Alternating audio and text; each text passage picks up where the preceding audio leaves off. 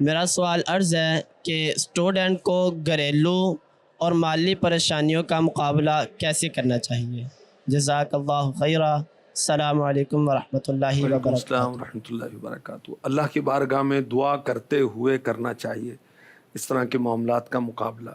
اللہ تبارک و تعالی کی ذات پر توکل کرتے ہوئے کرنا چاہیے۔ اپنے معاملات رب کی طرف سپرد کر کے کرنا چاہیے۔ اپنے اساتذہ کرام سے مشورہ کر کے کرنا چاہیے۔ ماں باپ سے دعائیں لے کر کرنا چاہیے، اور ان اکابرین کے حالات زندگی پڑھیں جنہوں نے فقر و فاقہ کیا مگر تعلیم دین کو حاصل کیا، اور پھر اللہ نے ان کو بہت عزت عطا فرمائی۔ حدیثیں سب سے زیادہ کس نے روایت کی؟ حضرت ابو ہریرہ رضی اللہ تعالی عنہ نے۔ فاقوں کے سبب گرتے تھے، اپنے جگر کو زمین کے ساتھ لگا دیتے تھے، پیٹ پر پتھر باندھتے تھے، مگر آپ علم دین کے لیے مصروف رہے۔ اللہ نے اتنی عزت دی کہ جو علم کا تھوڑا سا بھی شغف رکھتا ہے آپ کا نام جانتا ہے۔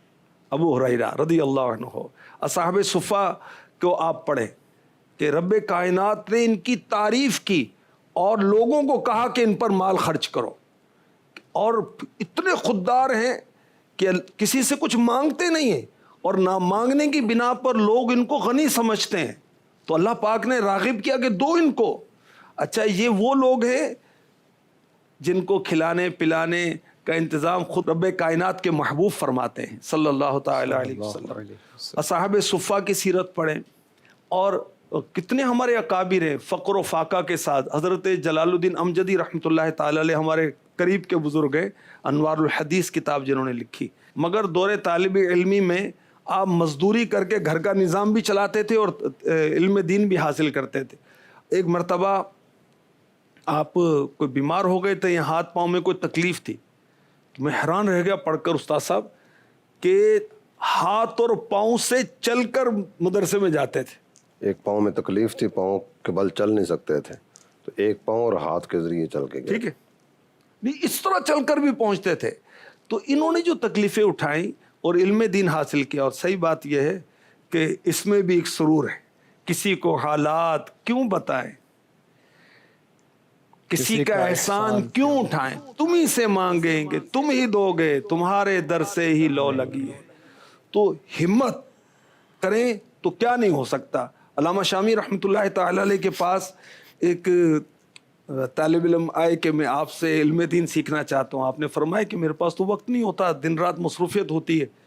تو پھر غور کیا، اچھا تہجد پڑھنے کے بعد فجر کی جماعت قائم ہونے سے پہلے کچھ وقت ہے، اس وقت آپ آ جایا کریں۔ تو وہ طالب علم بہت دور دراز کا سفر کر کے راستے کے اندر دریا آتا تھا، اس کو عبور کر کے آپ کے پاس اس وقت پہنچتے تھے۔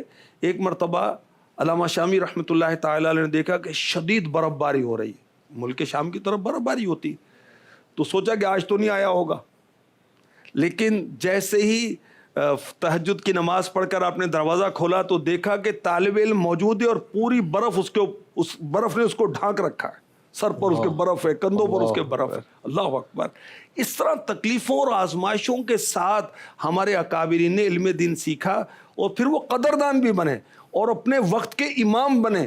بڑی بڑی کتابیں انہی کی پڑھائی جا رہی ہیں، انہی کے نام کے ساتھ لوگ عقیدت کے ساتھ دعا دیتے ہوئے کہتے ہیں رحمۃ اللہ تعالی علیہ، اور ان کا نام عقیدت سے لیتے، ان کے وسیلے سے دعائیں کرتے رب کی بارگاہ میں۔